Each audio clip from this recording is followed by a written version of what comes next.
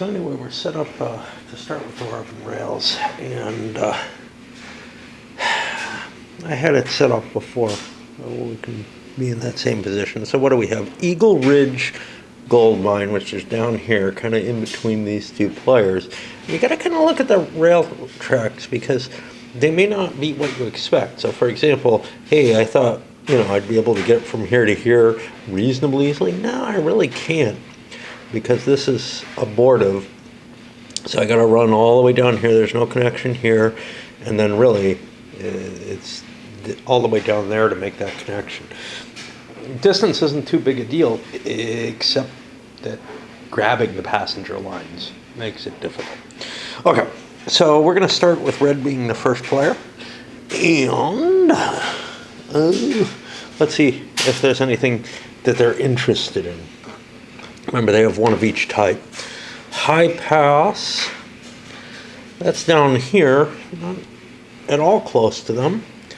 And Clearwater, which is way down here. So it looks to me like we don't have a lot of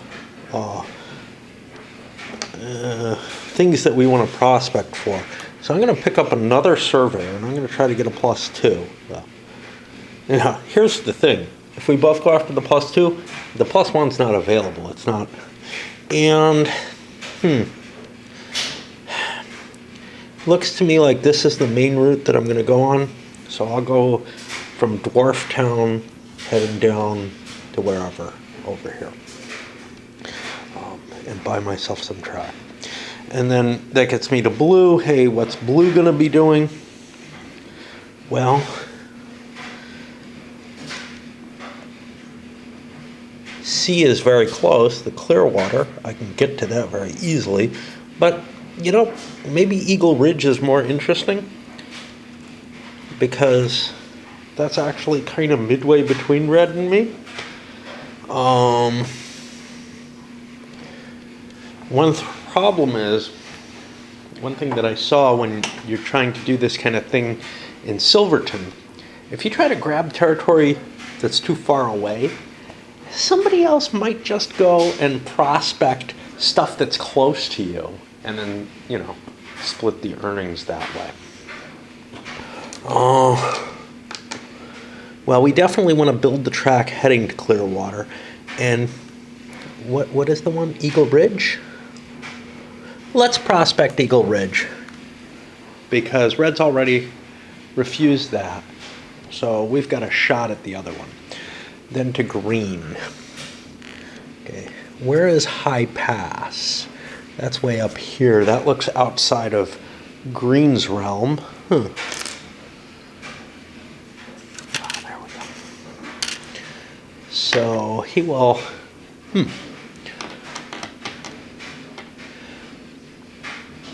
Nobody's got a passenger route set up yet, so that doesn't really help. So I could grab this now and make the track to there. This is all the same because of the way this all loops together. But then the question is, do I want the $2 +2 guy, or do I want a more likely, almost probably guaranteed +1 guy? And I'm not sure which way I want to go with that. I'm going to go for the +1. That means if purple goes for one of the surveyors, they'll probably go for the +2 because it's just better. And that goes to purple here, who looks around and says, High Pass isn't far from me. Right? So over here, I'm going to prospect that. That's diamonds. They're worth a lot. And my shortest route there is this piece of track. So we'll go there, because honestly, getting to Abyss is closer that way anyway for the passenger route. Keeping those in mind. So that's our survey and prospectors. We have no conflicts. So now people actually take their ownership if they want it. And this is done also in player order. Now, what I have to do, unfortunately, I don't think the player aid, it has two sides. Let's see. The player aid does not give me Oh, having track to the city gives you a +3 to the claim. Forgot about that. Okay. And of course, you've always got the paperclip that you can build red track with for a cheaper connection. Anyway, let's see. I think everybody's just going to buy what they want, what they bid on. The problem is the little chart that tells me what the costs are isn't right there now. Some of these are not that big a deal. So building a track segment is 2, and claiming a dude is the cost of the dude. Oh, the competition for these, it's not a die roll competition. When you're looking to get personnel, you do a bidding competition for it. I forgot to mention that. Okay, so this is $2 for this piece of track, and $2 for him. That gets me a surveyor. And then I owe $4, which goes back to the bank. And we run down here. He also $2 for a piece of track. $2 for a mine. Now, what I'm going to do is something I like to do with Silverton. I'm going to leave this guy on the mine to let me know I just got that mine. And that cost me $4 to produce to buy my stuff. Over here, again, $2 for the track, $2 for the surveyor, who's just a +1 surveyor, and I pay my 4. Nobody's going to be using their trains. Nobody's got anything hooked up. And then over here, $2 for this high pass, and $2 for the track. Nothing too exciting going on. Everybody's doing kind of the same kind of thing. All right. So that gets us to operations. Now, for the most part, nobody's doing any operations except for running their mines. So this guy's going to pay $1 to run his mine. And I get to modify I roll 1 die for everything. Just have one thing, but okay, I rolled a 3. That would get me 3. I could modify it to be 0 or 2. Well, obviously I want 3. So I put those here. And now I have my 2 guys. Over here, nothing too exciting. Over here, he gets to roll a die as well. He's got a 5, that's an X, that's no good, so we'll subtract 1 for a 4, and we'll get 2 diamonds there. And you can see, I mean, I only paid $2 for this. I'm going to get quite a bit off of it, even if it craps out on the second roll, which it might automatically do. I forgot to pay my $1, though. Okay. That puts us... Okay, we could cut deals. I don't see anybody doing anything now. There's no snow, no passenger revenue. Shipping goods. Nobody's got track hooked up yet. Bookkeeping is adjusting market prices. So first, no cubes were delivered, so no prices go down for that. The automatic increment, everybody goes up 1 space. Now, in the scenarios that suggest using like markets that are completely separate, those all have only 2 markets in the game. Here there would be 4, but those could use 2 columns on here. If you wanted to do multiple markets, like 4 different markets, you'd have to have a more complex counter mechanism to keep track of all that. But there's no suggestion to work that way. Now we roll a die, and that'll affect all the prices. And they all go up another 1.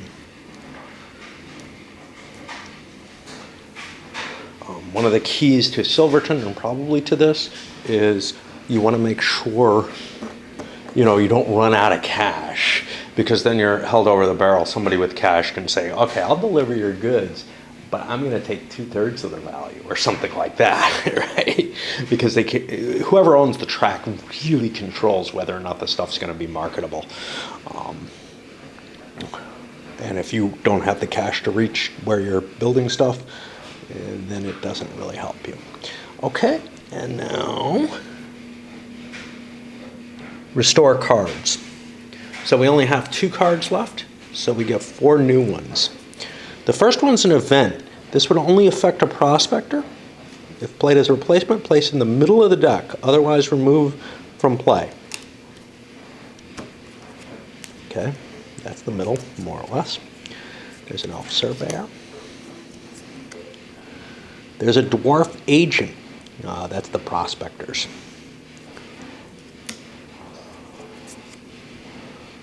Dragon Horde has a diamond.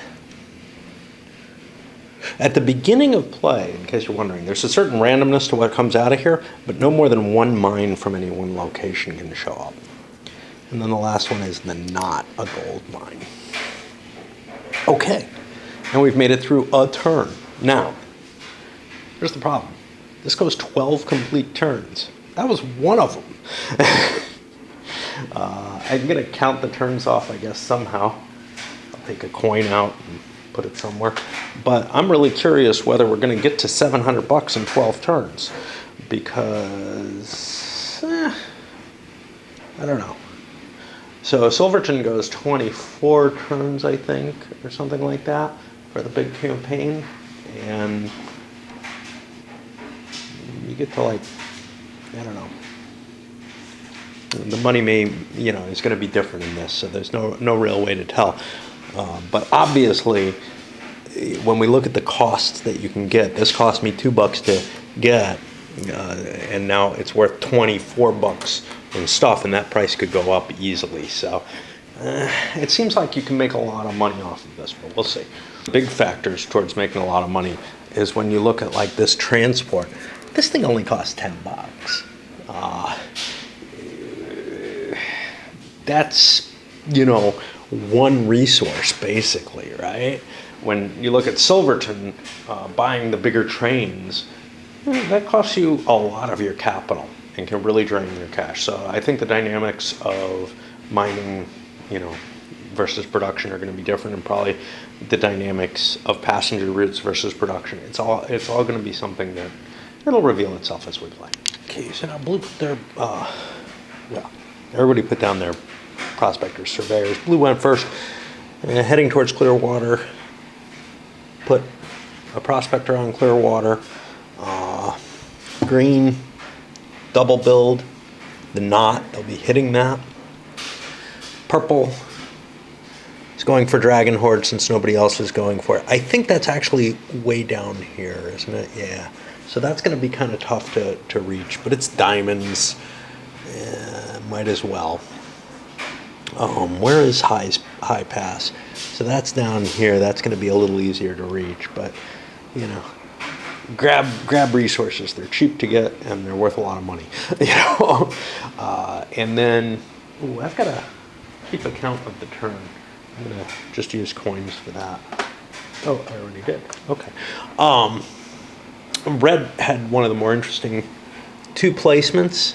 Now this is interesting because they hit Goldmere this turn. Goldmere is one of these passenger routes, so I'll be able to prospect the Dwarf Town to Goldmere passenger route right away. The little circle, I think, tells you that it's the important space that you need to get to as a passenger space, although not on here. Here, the black square tells you that. Here, it's probably Haldor, the little black square, which just tells you it's a non-resource producing city or something like that. And then red, I'm not going to go for an agent, actually. I'm going to draw from the top of the deck. All right. So that answers what's going on there. Now, the interesting thing here is red has to roll on a 4, 5, or 6. They make it the extra space. And they do not, so they have to remove their surveyor. And the same thing for green here, 4, 5, or 6 to go a second space. And they don't get a bonus from the surveyor being better. That's just for competition. So they're going to be there and be able to buy 2 spaces this turn, and it's normal price. Everybody's going to buy their stuff. Let's see what red pulls, because we haven't seen how this works. Red's going to pull a card, and it's Broadmoor Silver. Now, that's not terribly easy for me to reach, but I don't have anything. So I think I'm going to actually buy this, and that's going to cost, the couple bucks to buy, plus $1 to run it. I'll run the things. I don't have to roll the dice on camera. This is going to be a quick playing game, especially in terms of how much is on camera. And like Silverton, I could show everything that's going on, but the main thing is the decision making when you're putting your bids down. And it has a really nice pacing to it, in the sense that because the pieces all get placed out, everybody places their pieces out to begin with, I can just come and describe what happened. It's kind of like a worker placement game, where then everything gets resolved after everybody's placed all their pieces. So it makes it very easy. And because they don't have a lot of pieces and they do it just sequentially, hey, you put all your pieces, you put all yours, the thinking's very easy to reproduce. The operations have been completed, and I rolled the die rolls. We got a lot of pieces here. Now, I could replace these with some of the tokens, but as of right now, I'm not doing that. I still have enough counters to handle things, and I kind of like the little cubes. They're so pretty. But the this counter mix is obviously not going to be limited, because you can use these special markers for them. So,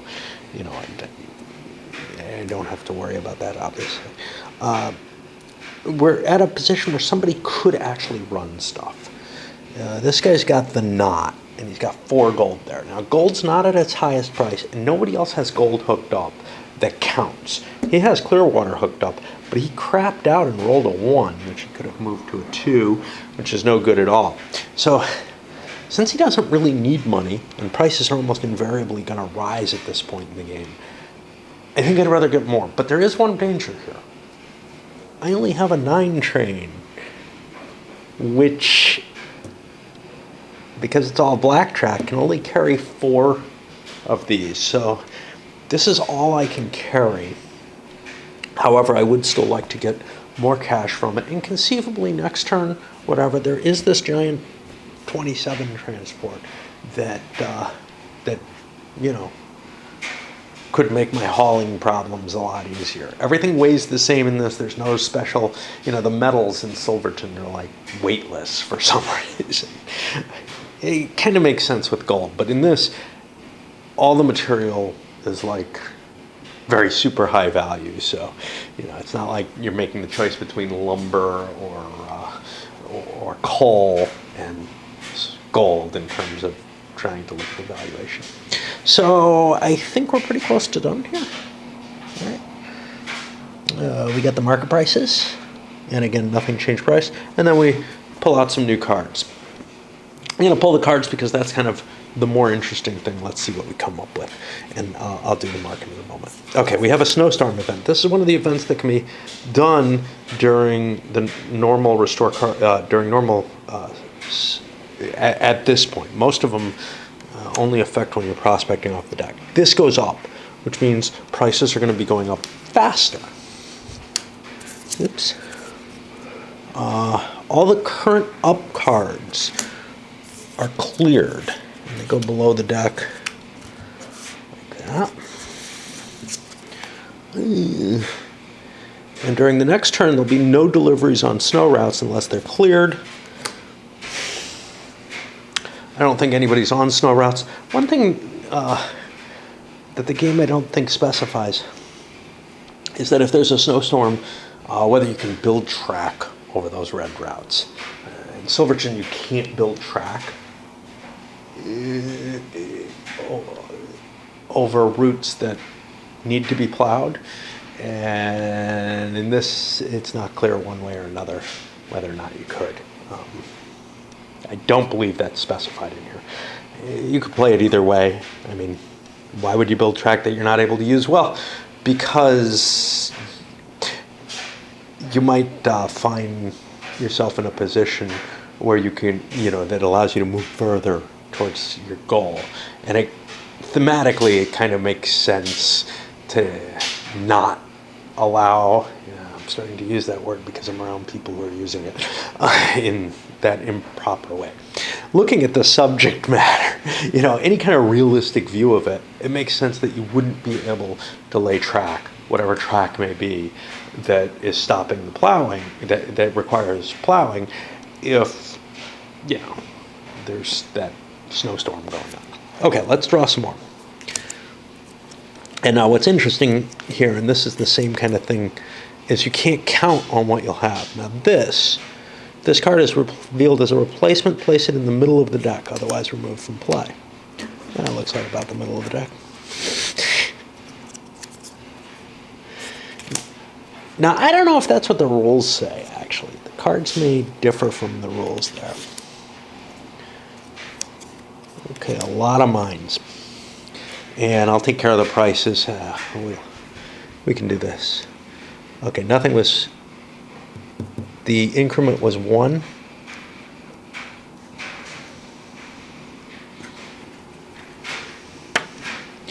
And then a 3 says it goes down 1. I should actually roll that before I move anything. So that would have been that. The increment next turn will be 2.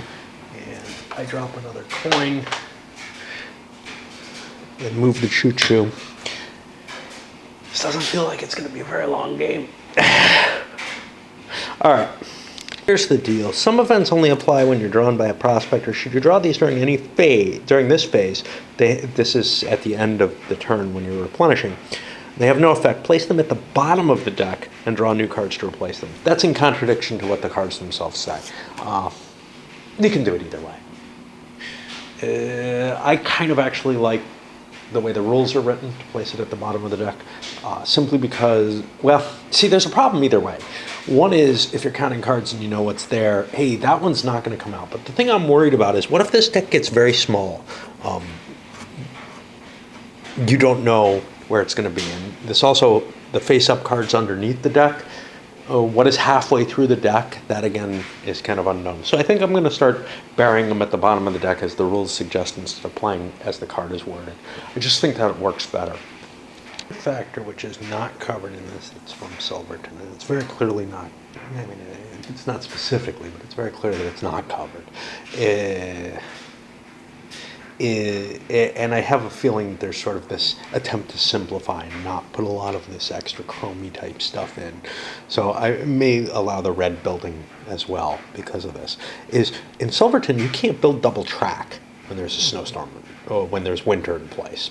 Winter comes seasonally. You have 4 turns to every year, and this, it happens at random, which might be fitting for a fantasy world. There's also another facet here that I was looking at. So green laid their track, and they're going to try their double move again, and they've got a place they can go to that's not far away, over here, a couple of spaces, 3 spaces away. But purple is looking at, there's 2 things in Boar Glen. This is a 3 silver mine space. Well, but it's hard for me to get there now. I'm heading down to High Pass. I can probably get to Broadmoor fairly easily, and probably want to, because then, I can get the trace. But I can use my little paperclip and unfold it as needed to run from, say, I don't know, from here to there, for example, and just connect those 2. I still have to use a surveyor to do that, I think. But it's one way to get around the problems in the track. And one of the things that always felt a little funny in Silverton, and in some cases it made sense, in some cases maybe not so much, was you couldn't easily kind of fake the track, right? Like, it's not like a Crayon Rails game where you can just draw the track where it makes sense to draw it. Or an 18XX, or whatever. Instead, the track sections were fixed and you bought them, kind of like you do in UP or something like that. And it felt like there was enough detail in the game that you should be able to, build track that's not on the board. And these paper clips kind of serve that purpose. But they also serve the important purpose, I think that's much more important than that, which is that sometimes the board ends up disconnected and you can fix those problems. For example here, hey, I would really like to make this connection because I can't hook that up otherwise. So if I win one of those mines, maybe that's really important to me. Maybe it's not, you know, but whatever, because this is the most interesting stuff. Purple chose not to go for the Borderline stuff, and instead is going to buy themselves a giant transport. Nobody else bid in on that. They feel pretty happy with that because they're going to be able to pull a lot of quantity at that point, which is one of the things they want to look forward to. And they may want to actually not wait till the turn he hooks this up, but actually drive the price down because he's got a pile of stuff there. Although he only has the 9 transport troll, so maybe waiting as long as possible is a good idea. You want to recycle the prices though, which is to say, I want to deliver as much as I can at the highest price I can, and then wait and charge it up again, etc. Okay, Red over here. Red is going to try to build a connection to Broadmoor, which they have a mine for. And that also, you know, gets them into, they're almost at this. They have to get this other piece here. But I wanted to bid on these, and if I make it to Broadmoor, I also will be able to buy that. Now remember, the paper clips count as red lines. I didn't do any kind of unfolding. I feel like that's pretty clear as it stands. So I'm putting a bid on these guys. That's going to cost me, I think it's $5 to claim any size passenger route. However, I think you kind of always pick them by pieces. You know, there's no reason to claim a long passenger route. Well, maybe there is. Maybe there is. I think they have to be adjacent, actually, though. So you have to do them in segments. You can't have other cities that would qualify along the route. If I recall correctly, you have to put them together over the long run. But you could skip cities by going around them and not hitting them. I guess we're gonna buy our things. Nobody did anything too exciting here. We have to roll for the double moves. Right. So red once again fails, and they get their paperclip back. It's not been placed. And green also has an extra guy, and they again succeed. So we've got that passenger route claimed. Things have been paid out. People have played their. We had one mine depletion up here. I'm beginning to use the counters. Hey, the depletion was kind of the thing that convinced me, because that way I've got a clearer statement of, yeah, that mine's tapped out.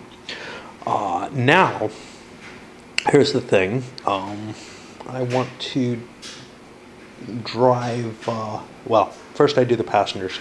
So this is going from Dwarftown to Goldmare, and that is a minimum route of 2, which happens to be the route that I'm sitting on. So I get $10 for that. Now this is important because people are beginning to get low on money. So this guy, for example, he's down to around $15 because he bought that big transport. But even everybody else is kind of getting down there a little bit. So it's kind of a good thing to be getting some operating capital. Passenger routes, like in Silverton, they look like they can be pretty damn important in this game. Now, the other thing is sales. Who's set up that they can sell? See the initials here, which means this guy was the last player to do something, so he gets the first choice to sell. He doesn't have anything anywhere. He still didn't produce in Clearwater. Eagle Ridge is just cranking money, but he doesn't have that hooked up. Broadmoor's not hooked up yet. High Pass and Dragon Horde, I don't think either of them is hooked up. Dragon Horde's way out here. Who knows if I'm going to be able to make that High Pass I'm making. So the only one that actually exists is the knot. Now, here's the problem. I only have one train, my little troll transport, but I'm hoping I'll get more. It doesn't look like I'm in any real hurry, and the prices aren't going up yet. So let's hold on a little longer, because I can haul 4 of them at once, and I do have enough cash to keep operating for a while. Now, this is a game where all the money is trackable, but it's also expressly hidden by the game. I know that can get on some people's nerves when that happens, but it's kind of important. The reason being that when you get to bidding for one of these personalities, like somebody else could have gone in on the giant transport, it might be important just how much cash you have. And that, if you know somebody's really broke, that they can only afford a couple extra bucks, well, then you know the limit to what they're going to bid, and you can do it.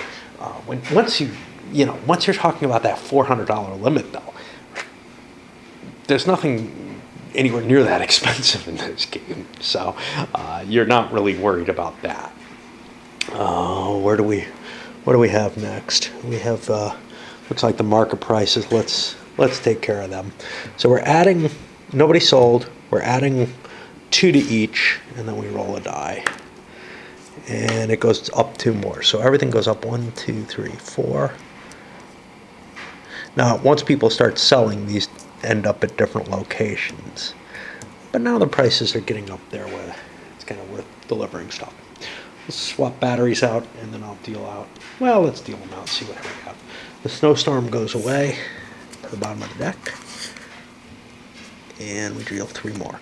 Oh, it's another snowstorm. So there go. Good thing nobody made this trip to Boar Glen.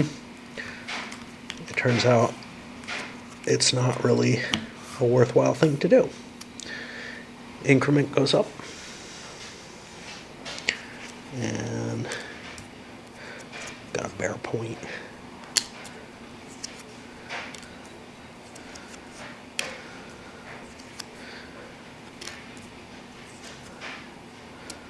And that gets us to R6. I don't want to think too much about the mines until it's time to put our bids down. So another snowstorm, though, which, you can't predict the weather in this game in the same way as you can in Silver. Okay, the positional decisions. Purple, heading towards High Pass. Also, hey, I go through Bear Point, I might as well grab that. No passenger routes as of yet for them. Over here, red, hey, their passenger route. I marked it down to indicate it's only 2 spaces, so it's only a $10 route, but whatever. We'll be producing that every turn, but it's going to get expanded because it's going to go to Broadmoor next, right? Okay. And here's the thing. This is one end of it. This is the middle. So this is the one that nobody would be able to branch off of. And some people might want to actually use that, but they won't be allowed to because it'll be in the middle of their path at that point. At least the way I understand this. Picked up a transport because I'm going to have Broadmoor hooked up and I can haul that silver. I don't know. Nobody else has any silver as of yet, so I can let the price keep increasing if I want. And we're not late in the game. Late in the game, there's times where, and in fact, I can't actually deliver it probably unless I plow the snow. But there's times where you feel like you do have to start delivering just to clear out your mines, but that doesn't feel like it's the case this early in the game. Just using for blue, we're heading our way up to whatever it is we have here, Eagle Ridge. Quite a bit of gold there. And then we're going to take the Clearwater run, and that, again, is just going to be a 2-space run. I don't know if I have to write down when they're that small, but as I start to expand them, I kind of want to keep notes. And green is also picking up a passenger run. Nobody has an extra prospector or agent or whatever at this point. Now, in both cases, they had other the two people who are prospecting the passenger routes or developing or whatever are doing so at a cost. So Flat Gulch, I believe, yeah, I'm heading down to Mines Point, I think, with them. I have a big emerald mine there. And Flat Gulch might be nice, but, you know, maybe that gets cleared out and I don't get it, and there's an opportunity cost to having done this. But setting up the passenger routes seems like a valuable, seems like more of a priority at this point, because that produces a revenue every turn. Yeah, maybe not as much as the mines do as a whole, but mines only have a certain amount of time they last because of their exhaustion chances. Now, you can survive the whole game maybe getting lucky, but it's not like I have a lot of delivery capacity or anything like that. So to me, getting the cash seems more important at this point. And the same thing with green. Green's actually got a harsher one because Kleinmark here, they actually have a solar route already hooked up for that. And I could start delivering that just like I can deliver the gold that I have. But again, you know, I don't have a lot of transport capability, so I chose to run the passenger route instead and get the pure money. Now this is a more important one. It only cost me $5 to set up. That's what they always cost. But it's 1, 2, 3, 4 minimum length. So that's gonna produce 20 bucks instead of the 10 these others do. And that's kind of nice. An interesting effect of this game is under the kind of core rules of it. Because cards get buried under the deck and reshuffled into the deck if you run through it, there's some possibility of mines that you tap out coming back to life, which could be about benefit since your track perhaps runs through them. In fact, so, you know, for example, this guy with Broadmoor, if he didn't want that mine to come back, he might maintain one piece on it to prevent it from ever coming back into the deck. Say it wasn't hooked up nicely for him, or, you know, some other reason he didn't want it happening. So he can maybe make a deal with someone to deliver his goods, make some cash off that, but deliver all but one of his goods. Now, one of the things is because somebody else controls the track hooked up to it, they might insist that you deliver all the goods so that that mine goes back, etc. So it may not be that terrible a thing. Silverton had one case where that was sort of an issue, which was there's an optional, the transshipments in this game, which are basic rule, are an optional rule in Silverton. If you're not playing with them, there's no possibility of anything vaguely like this happening. But if you were playing with them, what it meant was you wanted to keep a resource on a place if it was a place that you wanted to do transshipments to, if you wanted to collect goods there to deliver somewhere else. I don't think I ever saw anybody keep a mine in existence for that reason, because once the mine's depleted and there's nothing on it, it's gone in both games. Well, I mean, it leaves your holdings. But yeah, here it feels like there's a potential for a more significant effect than with the Silverton optional rule. And there's certainly, at the very least, just baked into the basic rules, the possibility, well, actually in either set, there's the possibility of wanting to keep it open as a transshipment point. It was one of the reasons I kind of was iffy about transshipment points in Silverton. There are a few, and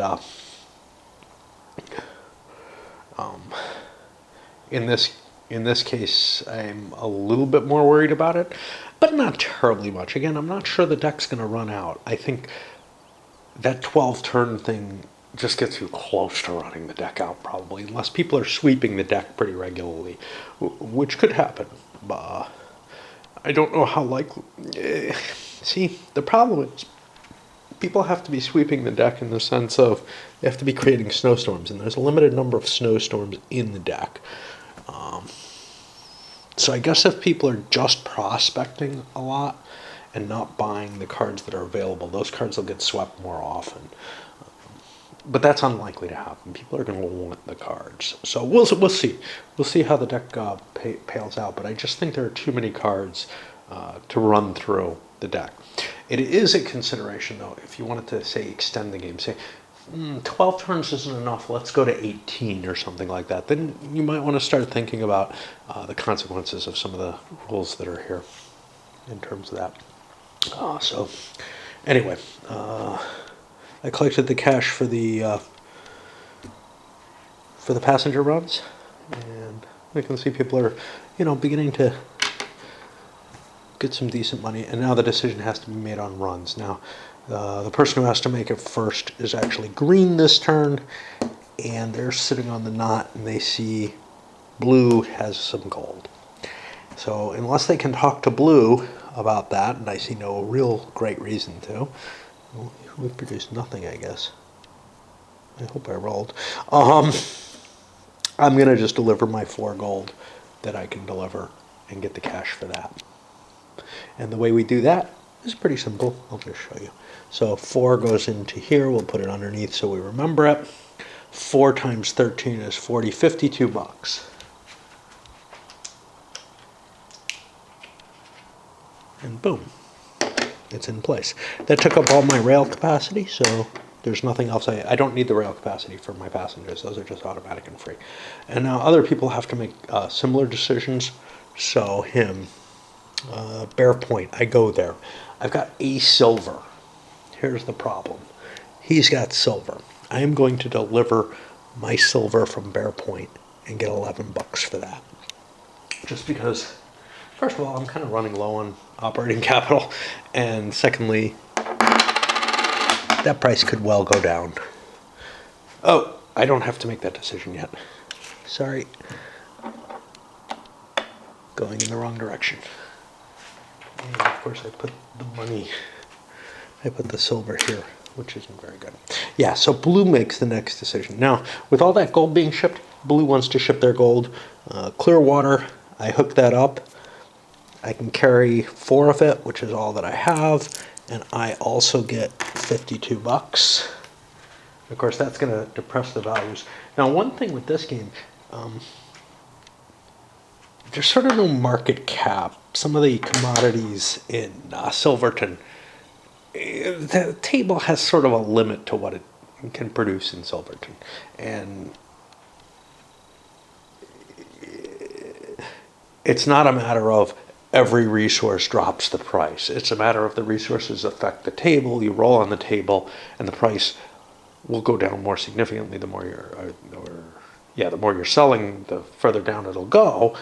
But the table has a limit to how far it can affect the prices. Here, the only limit is, how many you're selling.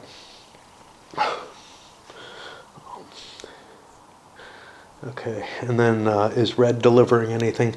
Well, that's a good question. I have 5 here in Broadmoor. I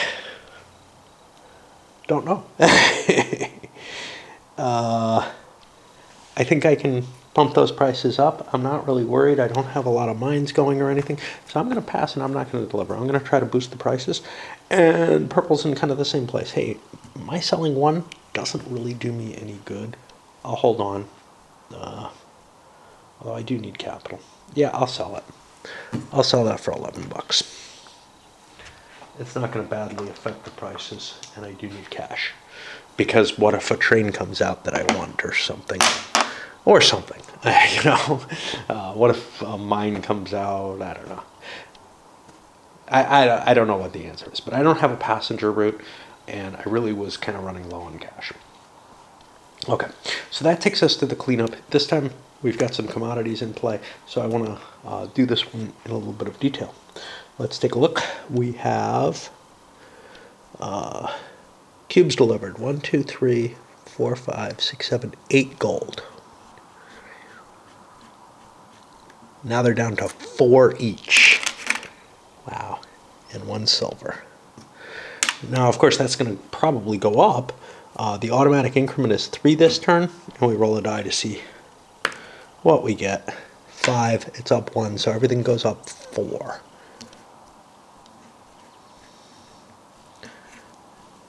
And everything's at the max except for the gold, which, you know, got badly dumped, but that's okay. It'll come back, right? Nobody's gonna, you know, people aren't gonna be selling it at low prices unless they absolutely need the cash. I think we got time for at least another turn. Put another coin in there. I've got to refresh the deck. 2 more of these. Okay, there's a Dwarf Agent. Land's End has one of these. Snowstorm goes away. And that's it. Different options, and you have to choose where to put your little workers, right? But this is a worker placement that I like. You don't have a lot of them, and you know, it isn't. They're not really workers because they're just bidding on. You know, they're just taking things. It doesn't feel the same to me. I don't know why. It just seems simple, more appropriate. You have a limited number of things. And I don't know. It just works better for me than most worker placement type mechanisms because it's not all there is. It's a minor part of it. Red chooses to expand their passenger route. Now this was a hard decision because if they head down this way, you know, basically they have to branch. They're not allowed to branch. The only branch they could do is out of Dwarftown on this side. Goldmere, if they connect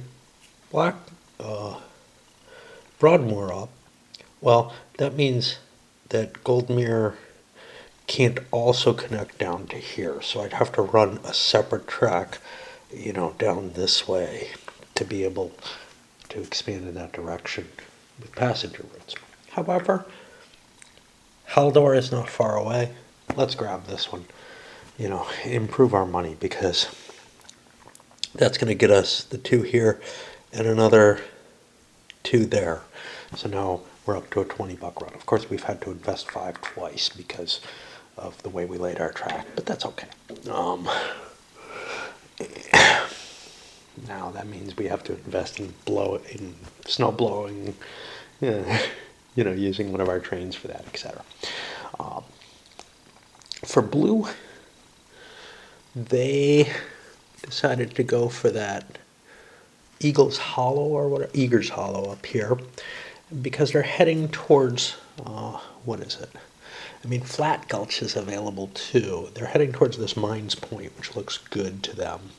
They're heading towards Eagle Ridge up this way, but they decided not to build that because they've got gold that they're already producing and sending out. Maybe I won't even keep producing this because I have so much there, more than I can haul. But I keep wanting to add mines to my holdings. Nobody else has rubies, so they look pretty valuable right now. Over here, green chose not to expand to Dwarfville. Instead, they're using their surveyor to grab that silver before it disappears. And, I mean, I don't know, it's silver, but it's at the top of the mark right now, although it's probably going to go down pretty soon. And let's see. They go to Far Glen, which they have their diamonds hooked up to. They're going to want to deliver those someday. I guess that's it for them. And then purple, well, everybody's left this surveyor alone. Purple has nothing they terribly want. They don't have a track, passenger route that they can run. So, and I mean, they'll eventually hook up Haldor, I guess, but getting an extra worker, especially in that prospector side of things. The surveyors are really useful, especially early, but once you start building out track, they've got a fair amount. You've got a pretty good claim on things. Then a lot of times it becomes more interesting to be able to grab new stuff, and especially since the trains in this game and the agents require you to take a prospector action. An agent action, I guess, is what it more is, but it requires you to use one of your pieces to try to acquire those. That wasn't the case in Silverton, so this has become a little bit more worker placement-y than Silverton was. which probably appeals to some people, and it doesn't really disturb me. Now we get to pay for the things we built, and after, it's important to follow one piece of ordering here. I mean, there's a bunch of places where ordering is important. People in player order have to make their decision whether or not they're buying something. Okay, that's fine because it might influence somebody else's decision. But then you also have to wait until all those decisions are made before you start rolling on these charts. Taking shortcuts in those places can give too much information to other people. The decisions of which mines to run, I make that decision at the same time that I make the connection decisions. So theoretically, that one could affect things, but that's a shortcut that I like to make solo. And to tell you the truth, most people I've played with do it. They're willing to give that information away, ahead of time, just because it's very, very minor as to whether or not you're running a mine. So that you can just do one cache in at once. It might be a problem, And this is one place where the paper might actually be helpful because I don't know, because you still have to do another step, and writing down on paper is just as much of a pain as making change with the little coins. Anyway, what we have is a couple of people who aren't running some of their mines. So Blue here chose not to run these two. They're not really near them. Eagle Ridge, it's going to take me a couple turns to get there. Gold, who knows how long I'm going to be able to run it. I got a pile there. I've got, 11 gold there. And all I have is this 9 transport, which means I can only pull 4 at a time.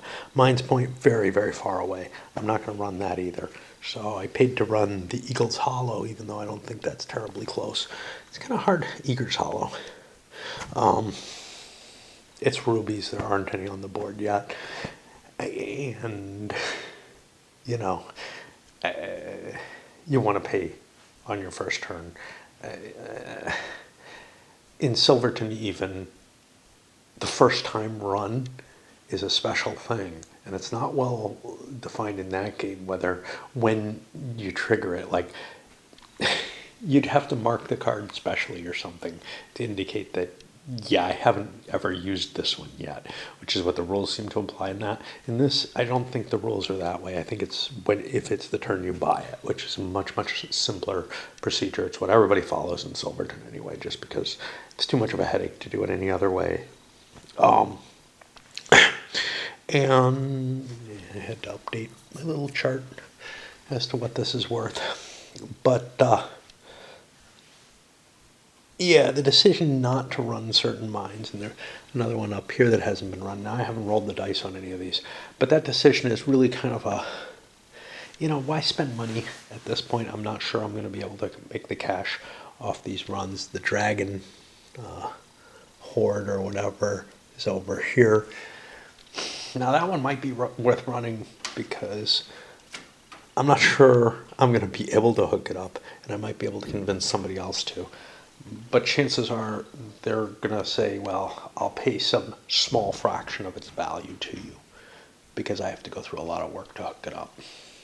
Anyway, I'll roll those dice and collect the money. We had to make a delivery decision with Purple over here, and he has decided to deliver his Bear Point silver. It's at highest price. Somebody else has silver. They're probably cashing in. Hey, let's get it. And also, and also the High Pass depleted diamond mine, 6 of those. He made a total of 168 for the turn, which is a pretty good pile of cash. Remember, 700 is where you have to declare, so,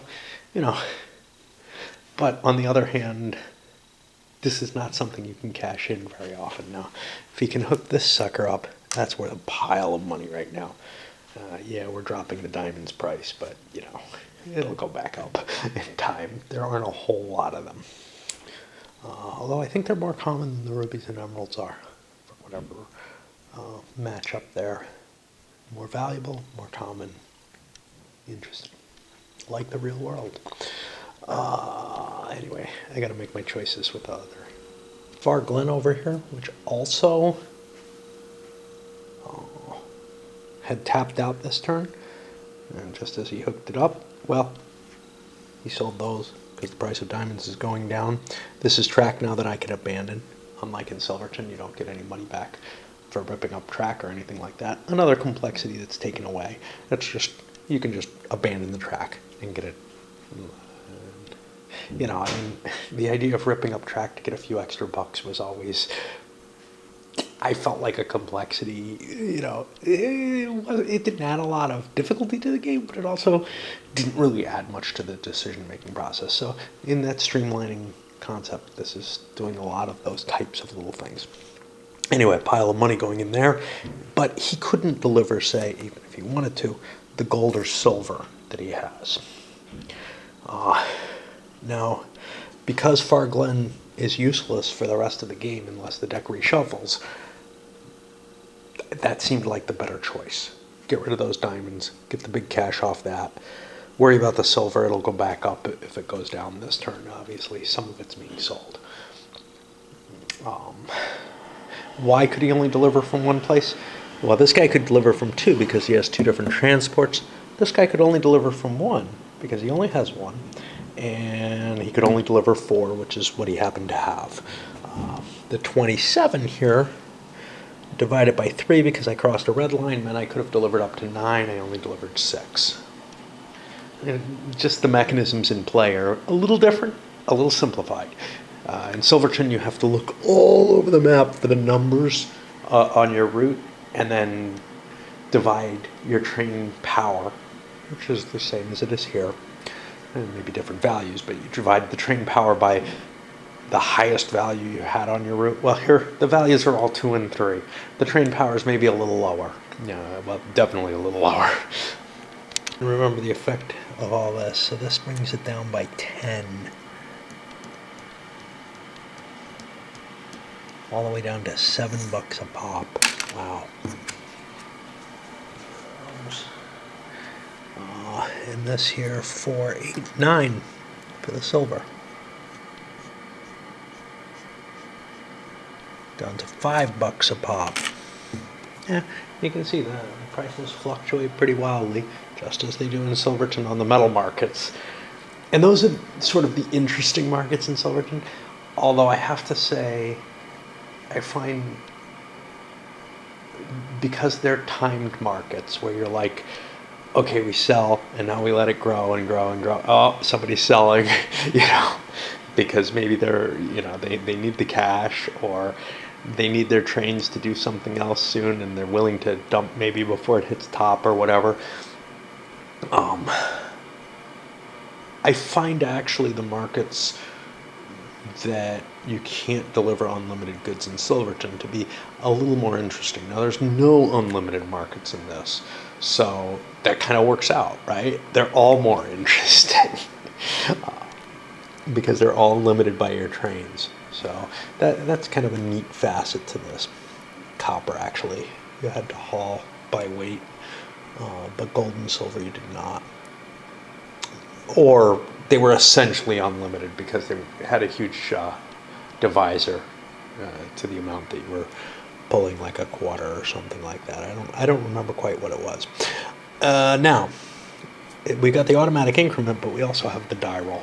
So let's see what the general economic condition is. The general economic condition is down by 2, which means everything goes up by 1 because of that 3 incremental. And it's time to load this one up because we're done with 5 turns. Almost halfway through. And you know, it moves fairly quickly and smoothly. It doesn't feel like it's going to take... Yeah, first of all, it's 12 turns instead of 24 or whatever it is Silverton runs at. But also, it feels kind of light comparatively. The passenger routes have a simpler mechanism in terms of the cards, the number of cards that are available to consider. They're all available. It all has one single rule handling it. It's not, having to hunt them down. And they have a simple rule for calculating the values as well. So there will be less gotchas in there. There aren't weird ones where there's double or triple hitting one place or one area. They're spread out. So you've got some expectations as to what you're going to see in the game. Anyway, we're running short. we're running into that hour, so here we go.